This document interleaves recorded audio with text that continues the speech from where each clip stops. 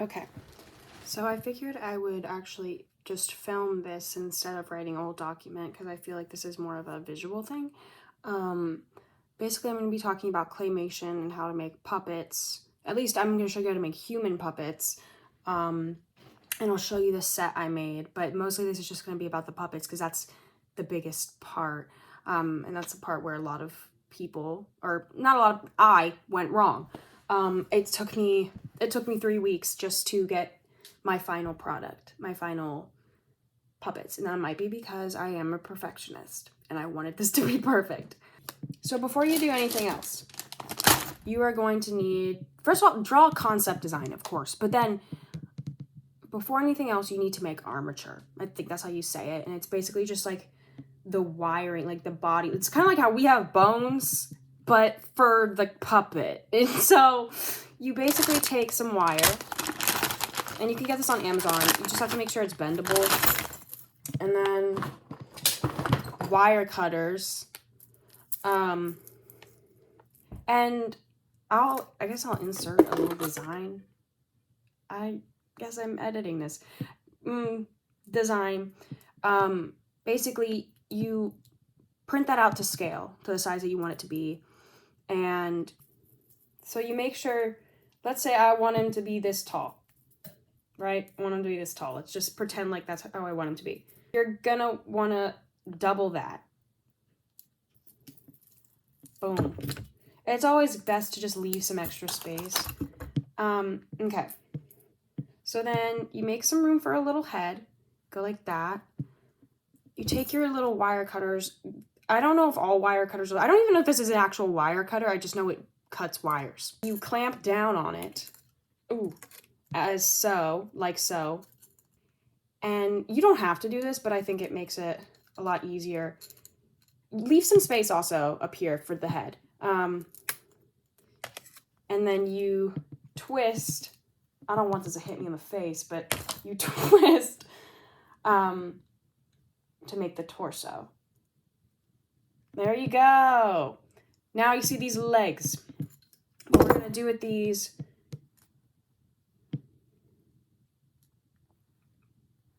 do you see what I did?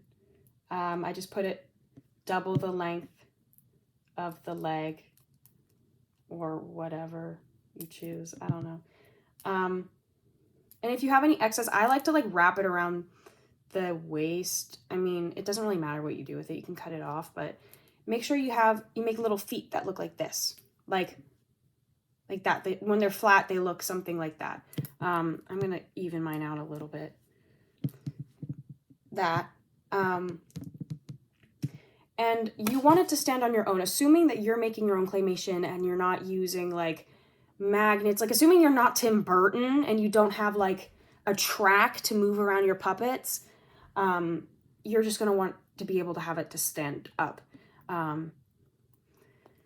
So it'll take a little while. You got to kind of mess with the feet to figure out a way to make it stand up.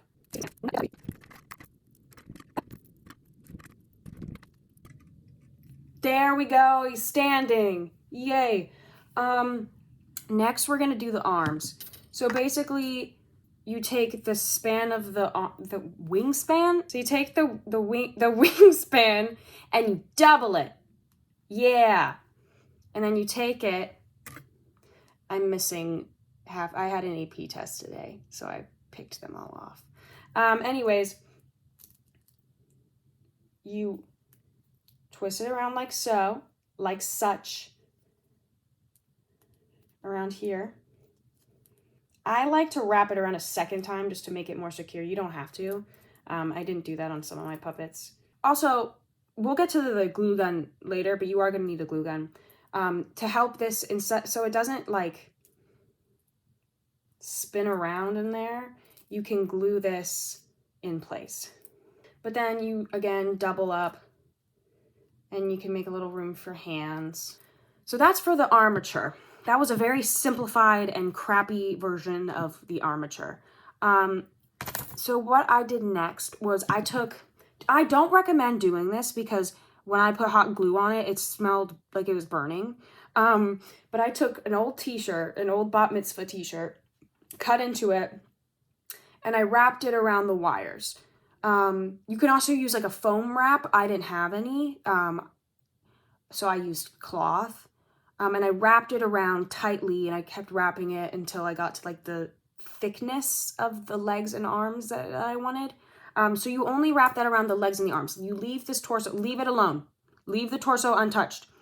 And leave some room for the hands and feet. Like, don't go on the hands and feet because you're going to do something else with those. So I wrapped it up in there. And then for any parts of the body of the person that were going to be exposed, like you would see skin, I put felt over that. I put skin colored felt over it. I didn't put felt under places where you wouldn't see their skin because, I mean, you don't need to. For example, let me go grab my puppets. So for his t-shirt, I did not put felt. I didn't put felt under here. I didn't put felt on his legs. I only put it around his neck and his hands. And I'll teach you how to do the hands later. As for her, I just put it everywhere that her body was going to be exposed. For him, it's the same thing. It's just hands and neck. So for the torso, the body, you need like a little foam block. I don't have foam blocks laying around my house. So I took one of those like little painter's brushes that have like a foam tip on it. And I cut it off, and I just used that for each of them. I mean, you can kind of see the shape of it in here. It's just foam. And you want to make sure it's foam and not clay. Don't put any clay on the actual like armature because that'll just weigh it down and make it a lot more heavy. That's why you use foam and felt and not clay. So let's just pretend like this has all the... So yeah, if I'd super glued that wouldn't have happened. Let's pretend like this has all the skin areas covered. So what I would do next, it would probably be to do the clothes. And oh, that took me so long. I didn't know how I was going to make this t-shirt. Like, at first I sewed it. Let's see if I still have it. I sewed a tiny t-shirt 6 million times. I sewed it so many times, but I don't know if you can even see that. I am, again, a perfectionist. Also, this took way too long. Don't do this. There's like little bits of thread that stick out. It was hard. So instead, what I did was I just cut out some and I glue gunned it together, and look, it looks fine. As for her, I basically did the same thing. She's got some glue on her shoulder. I don't care at this point. Like, I cannot care anymore. And for her socks, I tried to make them a little droopy. And I'll show you how I did her shoes later. I'll show the shoes and the feet and all that. I'm assuming you don't want to make them barefoot. I'm assuming you want them to have shoes. Also, if you're making bigger puppets, Barbie clothes are really easy. The thing is, my puppets were not as big as Barbie's, so they were a little too big. And if you can tell, this is actually a Barbie, an old Barbie. That's why the collar's so big. It's like an old Barbie thing. I wanted him to have a plaid jacket because this is supposed to be my grandpa. He passed away, and this is an honor to him. And he loved flannel and plaid. So I took it, and I don't know if you can see, but I folded it up. And then I shoved some fabric up there to give him a little belly. Next, let's talk about hands and feet. So feet are pretty simple. You just put the clay on top of the foot. You don't put the clay around on the bottom. Don't, because it'll end up getting uneven. You can always fix unevenness by putting some hot glue on the bottom of the foot. That's what I did with him. He wasn't able to see, because as you can tell, I put the clay all the way around his foot. I didn't do that with her, and it works a lot better. So don't put the clay on the bottom of the feet, because then you'll end up having to use like hot glue to even it out. So you take some clay, polymer clay, that you bake. Do not use air dry clay. Do not. And make sure that you can bake it. That'll come in handy when you're making the heads. And obviously these feet. Basically, you take the clay, and that's actually the wire that I used for the armature. I wanted her to have Mary Jane's, so I did that. And it's really simple. You just design the shoe on top of this thing. As for hands, that was not as simple. That was very difficult for me to figure out, because I wanted them to be able to hold things, but I didn't want them to look like they had sausage fingers, because that's basically what happened. Because the wire that I have is not thin enough and the felt is not thin enough, so it just looked like they had massive hands. Eventually I got down to them just having like semi-massive hands. And now they can move fingers and stuff. Like, whoa, you saw that? She moved her finger. Basically what I did was I took some of this, right? And I cut it up. Actually, I got two types of thickness for the metal. I used a thinner one. For the armature, like the body, I used 2 millimeters. And then for the fingers, I used 1.5 millimeters. So let's get some felt. What you're going to want to do is take some scissors that are sharp enough to cut fabric. And basically just cut out a little strip. And cut out tinier strips like this that you will wrap on top of the fingers that you end up cutting, okay?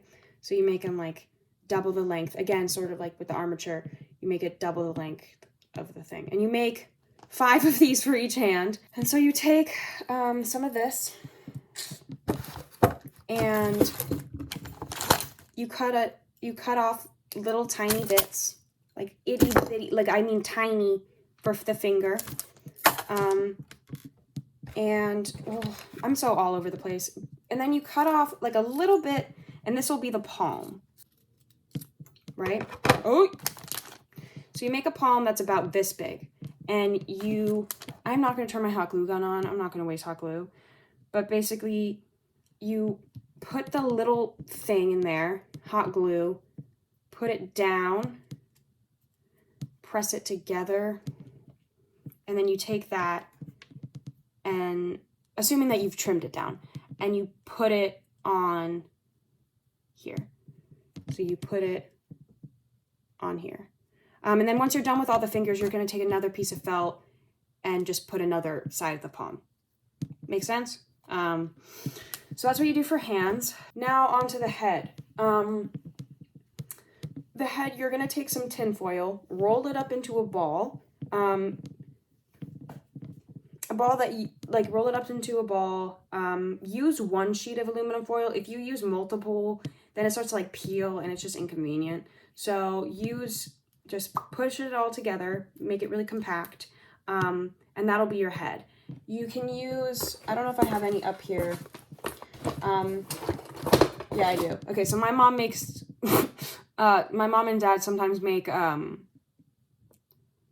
I don't know, skewers? I'm blanking. But basically that's what we use for these. And I just put them and I shoved them. I actually am not allowed to use the aluminum foil anymore because I use so much of it making this project. But I would take that ball and I would just like stick it in there so that you will be able to put the head on here. Yay. You don't have to do this, but it's nice to make something like a little stand for you to put the head on there so it doesn't like roll around on your workspace, because the clay can, if it rolls around and you've been using other clay, it'll pick it up and it'll like add discoloration. Like, I don't know if you can tell, he's got some red down here, that's from rolling around. But you take some clay and you put it on the face, make sure it's smooth, and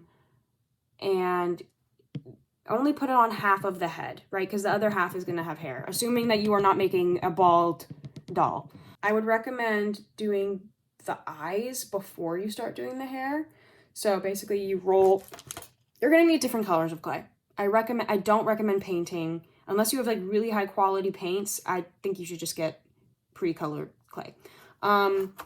So the eyes, I don't know if you can tell, they're just like little, they're just black, or they're just white clay that I rolled up, pushed down, and put on there. And you only put the white part. Don't put the eyelids on. Those eyelids I did not put on yet. You add a little nose, and then you can do the hair however you please. Like, I didn't really give him hair. I did a little hat. And for him, I did Timothy Chalamet hair. It's up to you. So then you bake their little head. You bake them with their eyes, their nose, their hair, and ears if you want to add that. I mean, sometimes the nose will fall off. You can just hot glue it back on. And then, I don't know if you can really tell. Once he's gotten out, you can add eyebrows. These eyebrows, I want to be able to move them. And the eyelids, I want to be able to move them. Also the pupils. These are actually just pieces of paper that I colored brown and put a dot in the middle of them. These are pieces of paper and they're on restickable glue. So I can just move them around. But for the eyebrows, I just used the same clay I used before, not air dry clay. I just used it and I put it on. And for the eyelids, I did the same thing. And for the eyeliner, I also did the same thing. And so that's basically it for the dolls. It's a very simplified version, but yeah. Real quick, I forgot to mention this. You're gonna want to put the doll's head on, right? So this is his neck. You're gonna want to put a piece of felt around here, or maybe wrap it around a couple times so that they can have a neck. And then you put it back on. Yay. Now onto the set. It is in my room. It has literally taken over my room. Oh my God. But this is also the only place where I knew people wouldn't touch my stuff. Like you don't want, when you're filming, you don't want anything to be touched. You want everything to be exactly the way you left it. Because it's stop motion. It's going to take you forever. So at first I had it in the like playroom that I have in my house. It's sort of like a room that doesn't belong to anyone. Mistake number one. My mom by accident went in moving around. She thought it was just like a little fun project I was doing, like a dollhouse I was building. So she moved everything around and I had to start over, believe it or not. Because I just couldn't get things back to the way they were. But this, oh my God. But don't be an idiot. So you might remember before when I said, don't use paint to color their faces, just use colored clay instead. I said that because, do you see these bricks? I painted every single one. I cut and painted every single one. Do not do that. That took me so long. I mean, I even did the little detailing. Jeez. And I made this door out of, like, this is, those foam boards people use for presentations. And I used that for pretty much all of this. Eventually I ran out and I didn't want to run out to CVS because I'm lazy. So I just started using cardboard boxes. But, here. But this was the first thing I ever made. So you can tell it's not very high quality. But, here's this little window. I got those windows from Michael's. Michael's sells like miniatures for like dollhouses and stuff. I don't know. But I did this. This is a grass mat that's meant for like, I don't know, dioramas? I don't know what they're called. But those little things, those mini, like, okay, yeah. So this is like a grass mat. These are also from Michael's. They're like little hedges. I made this. It's also one of the first things I made. It's kind of crappy. Jesus Christ. This is made out of felt. And this is the really crappy background that, honestly, I just could not care to make more detailed. Like, I just cannot at this point. If I put any more detail into something, I'm going to explode. Now, for the inside, I can remove this wall. I really hope I can. I used One Direction duct tape. Oh my gosh. Perhaps don't use One Direction duct tape. Okay, so I used that. Look, it's Harry and Louie and Liam. Larry. So I removed that. Look, it's inside. Okay, so this is specifically barren because this story is about my grandpa. And my grandpa was very utilitarian. When we went to empty his apartment, there wasn't much to empty. You know, he didn't even have a dinner table. Like, he just, like, had the bare minimum. So that's why I only have 2 pieces of furniture in here. I got these from Michael's. This is a little baby fridge. Here, this is also another wall that I can remove. Oh, and on the other side of this wall, there's another sky that I can put over here with this. Do you see what I'm doing? Also, there's my lamp. That's my lighting. Here's these. I got both of these at Michael's. They're not that great. And then I got this wood sticker. I got this also from Michael's. Okay, so we're basically almost done. This is an incredibly simplified. I've been working on this for 2 months. It's driving me insane. And I just simplified 2 months of work into like 20 minutes. This is what I used. I used my phone to record it because I'm not really a professional. I don't really use a camera, like a professional camera, because that's too difficult. So I just use an app on my phone. I use Mr. Doyle's thing and this little phone stabilizer. So that's basically it. That is it. I'm still not done with my stop motion. I don't know if I ever will. But I hope this helped someone.